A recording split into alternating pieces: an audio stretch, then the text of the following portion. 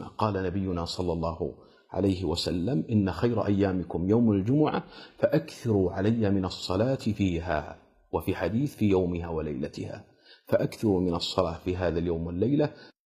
اللهم صل وسلم على نبينا محمد. اللهم صل وسلم على نبينا محمد. اللهم صل وسلم على نبينا محمد. اللهم صل وسلم على نبينا محمد. اللهم صل وسلم على نبينا محمد.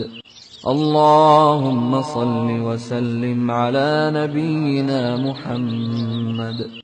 اللهم صل وسلم على نبينا محمد. اللهم صل وسلم على نبينا محمد. اللهم صل وسلم على نبينا محمد. اللهم صل وسلم على نبينا محمد. اللهم صل وسلم على نبينا محمد. اللهم صل وسلم